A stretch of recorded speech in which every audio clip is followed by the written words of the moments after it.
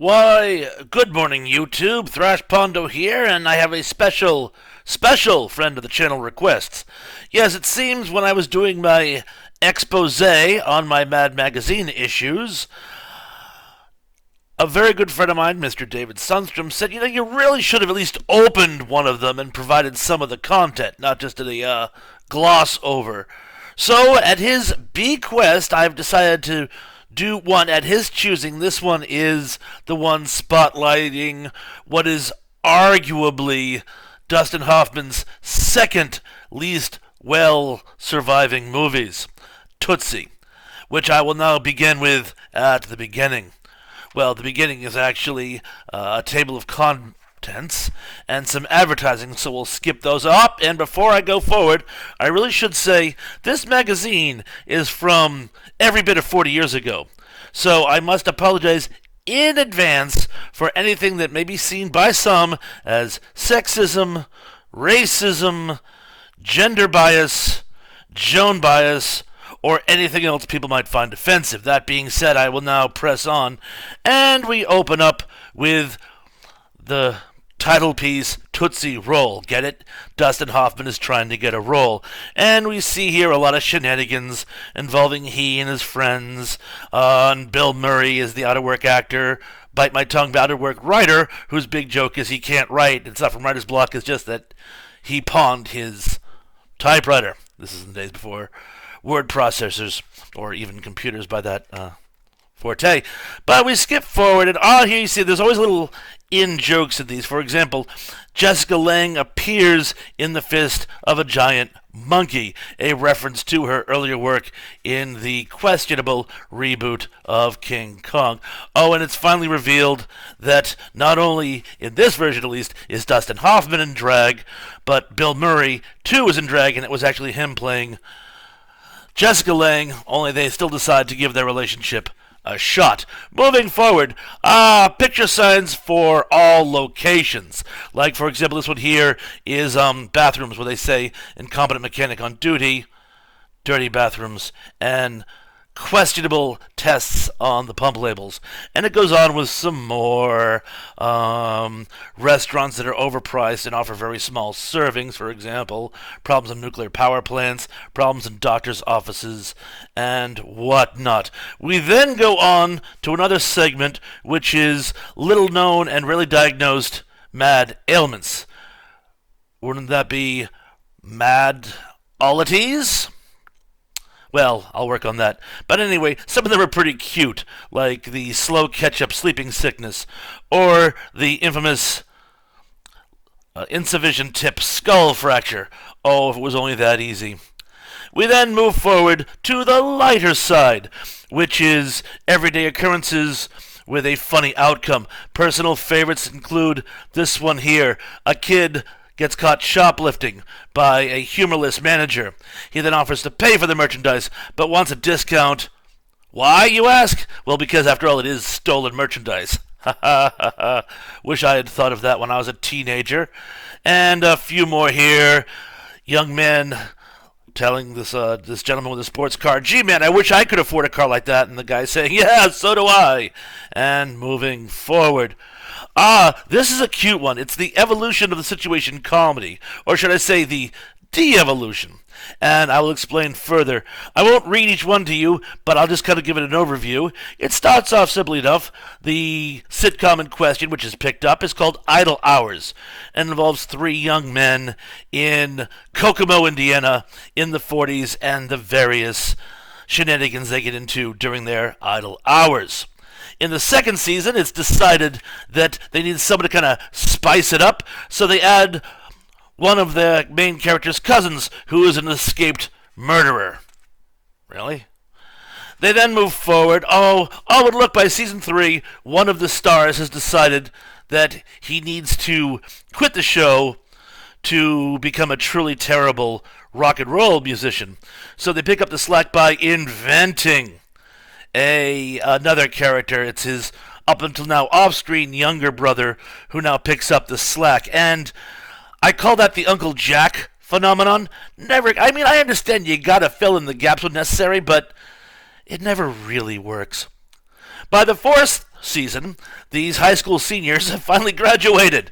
Can you say Dawson's Creek? Yeah, we were just talking about that on one of our live streams.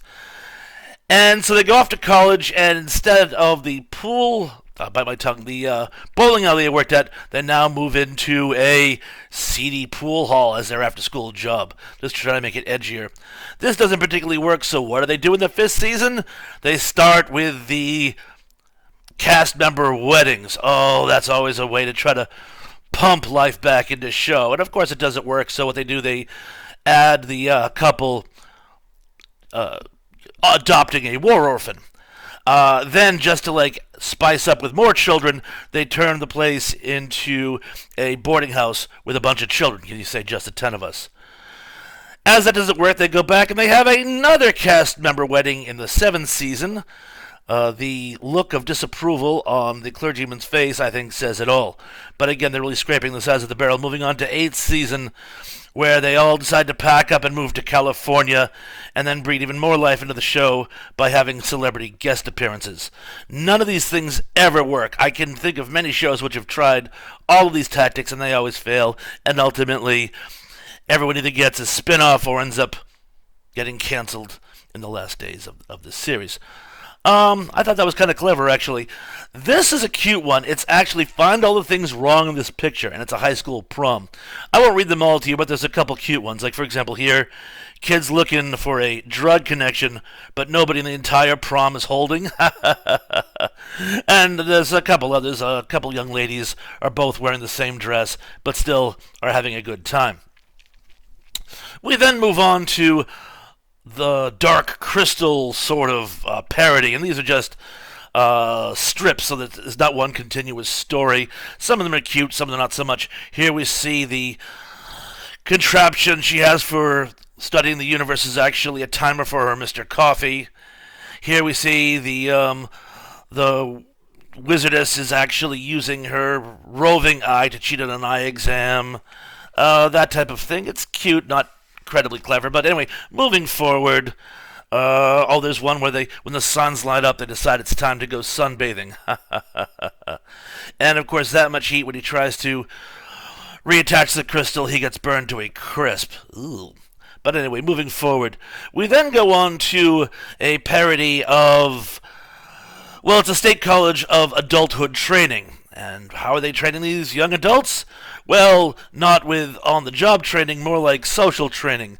Things like courses on how to be a good parent by simply refusing to listen to any reason, or cheating on your taxes, or any number of other unethical things that adults do. It's basically an indictment of middle-aged people.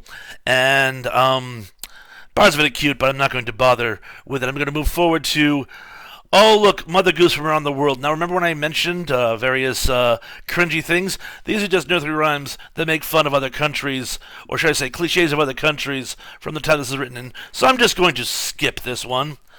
This is pretty cute. It's a high school bulletin board, but it's a high school bulletin board with very funny little quip posts. Particular favorite here, someone has lost a tarantula and is offering a reward to either the person who finds it or their next of kin. Ha ha ha ha ha ha. Moving forward. Here we see some instant replays that we could have done without, like a chess champion moving one of his pieces, or an umpire deciding on whether or not to call the rain delay when he's up to his ankles in water, and so on and so forth. And then we move forward to a parody of Give Me a Break called Give Us a Break.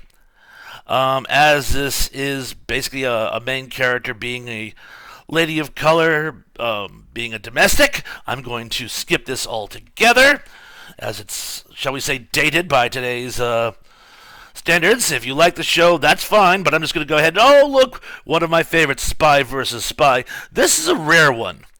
In this case, any of you who are familiar with Spy vs. Spy know that the spy in white almost always wins. In this case, the spy in black has come up with a new secret weapon. He fires it off at what turns out to be a decoy by the spy in white. But lo and behold, it has a little chute which drops out a second cannonball. So he takes out not only the decoy, but the spy in white too, and it's a twofer. Ah, very good.